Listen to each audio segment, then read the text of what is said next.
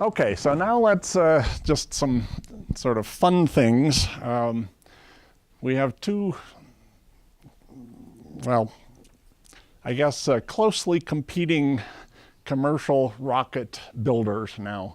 One is called Blue Origin. This is owned by Jeff Bezos, who is the principal in Amazon.com.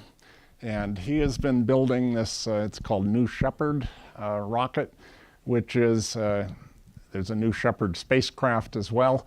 And the intent of this guy is to launch 6 tourists to about 100-kilometer altitude. It is not going into orbit, it's just a suborbital flight, but it takes you up above the atmosphere. It's 100 kilometers is considered the that you're actually in space, so you earn your astronaut wings. And then the rocket comes back and lands vertically, and the spacecraft comes back and lands under parachutes. And so let me just give you a little background on this, and then I'll tell you what's new. So this was a launch last year. Here's the booster, or the first stage, coming back. It's got an engine firing here, and it sets down softly and is reusable. They actually have launched this same booster 5 times so far over the last year and a half or so.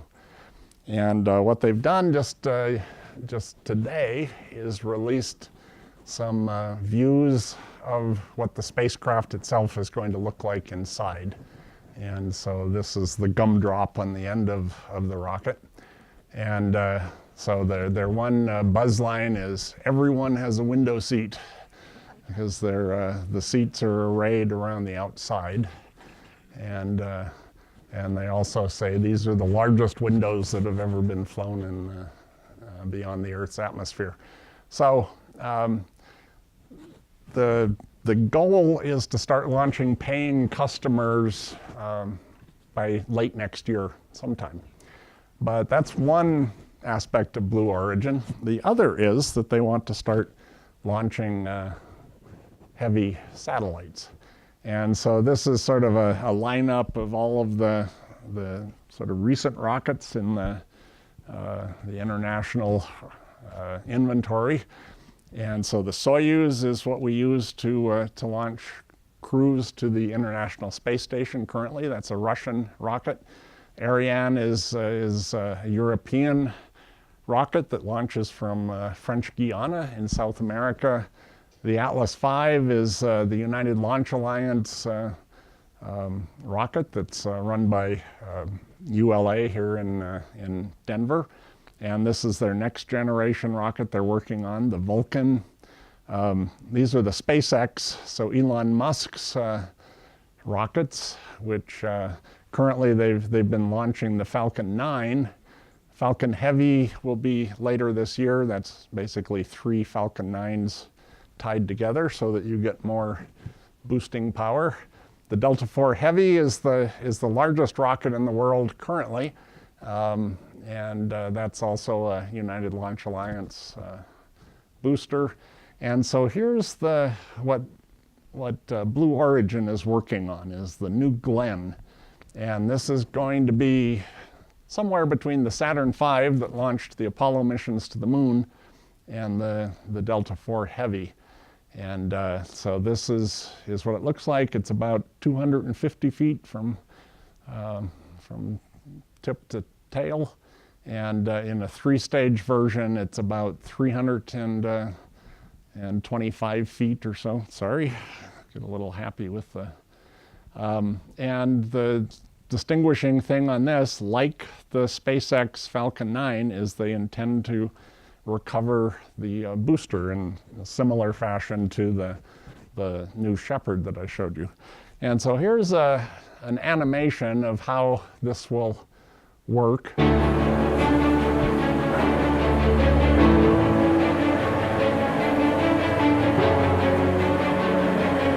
And they're refurbishing one of the old Atlas launch pads at Cape Canaveral to use. And they expect to have the first test flights of this about early 2020 is the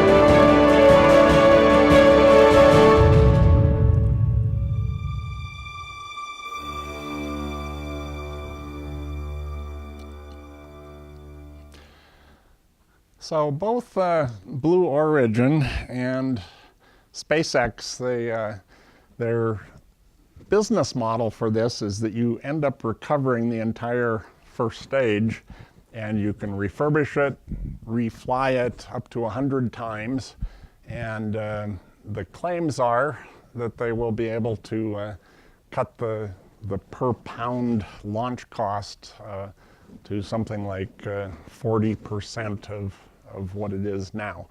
And they're already about half the cost of the standard boosters.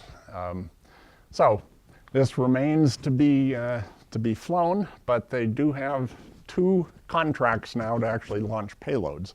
And that was the big news in the last couple of weeks, is that they have paying customers at this point once they start flying. So that's the story for Blue Origin, but not to be outdone. Remember that SpaceX has been flying the Falcon 9, and they've launched, gosh, I think it's 26 or 28 of them over the last several years. The first stage of this also lands vertically, and tomorrow afternoon they're scheduled to try the first reflight of the first stage, and they're going to be carrying a communications satellite into orbit. But what Elon Musk, the owner of SpaceX, did a couple of weeks ago is announced that he plans to send 2 people to the moon in late 2018 using his Dragon 2 capsule, which is being designed to carry crews to and from the International Space Station. And so the way this will work is they will launch aboard the Falcon Heavy, which of course hasn't flown yet. It's scheduled to have its first test flight in the fall or a little bit later this year. But they won't be landing on the moon. They will just do what's called a free return trajectory, where they launch to the moon, it loops around the moon, and the moon's gravity flings it back to the Earth. So the mission itself would last something like 7 days. And the claim is that they've already got 1 customer that has paid for the entire trip, and there are several other people looking to be the second customers. So that would be pretty spectacular. The big problem is, if you're a devil's advocate, is first of all, the rocket hasn't flown yet, and second of all, the spacecraft hasn't flown yet. And that's a lot to get under your belt before you send somebody to the moon. And so but they certainly are working on this. The contract with NASA is starting mid next year.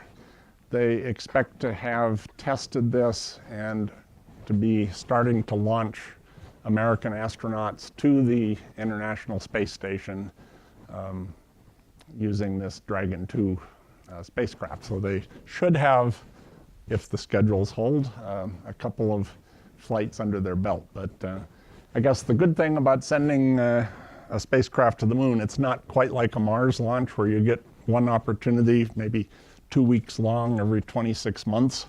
You could do this essentially anytime. And so if they slip, so be it. But just gives you a little bit of insight into what's going on with the commercial competition.